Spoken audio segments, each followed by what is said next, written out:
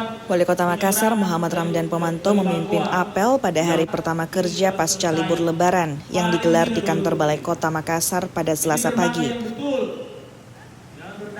Di hadapan peserta apel, Wali Kota Makassar mengungkapkan bahwa kehadiran aparatur sipil negara pada hari pertama kerja pasca libur Lebaran sangat penting, lantaran menjadi semangat awal setelah libur panjang pasca Lebaran.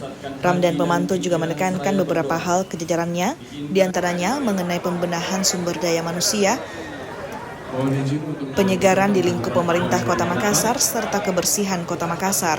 Selain itu, Dani mengaku akan memberi arahan kepada organisasi perangkat daerah atau OPD setelah apel pagi dan dilakukan inspeksi mendadak atau sidak kehadiran ASN di sejumlah kantor Balai Kota Makassar. Perlunya semangat setelah Lebaran, apalagi semua umat Islam menunggu Ramadan. Kedua, program-program yang kita hadapi ke depan, program yang harus diwujudkan di sisa masa akhir jabatan saya.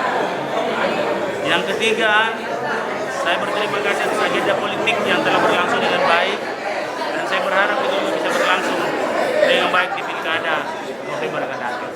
Dari sini itu 3.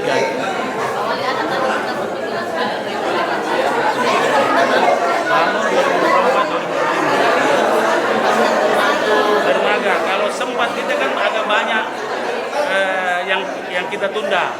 2025 rating sharing 400 miliar, kemudian macam 400 miliar, 800 miliar kita harus segera habiskan. 200 sudah jelas di Sudiang, 200 sudah jelas nih solar.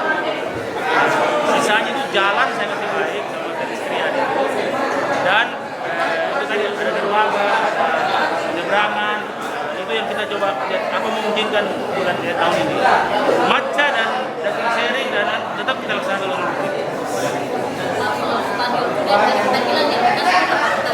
30.000.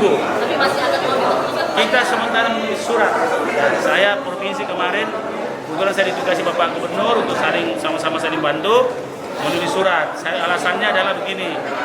Logikanya kita sama yang Manahan Solo. Manahan Solo itu stadion yang ada stadion lain yang support. Ada stadion di Jogja, ada stadion di Semarang.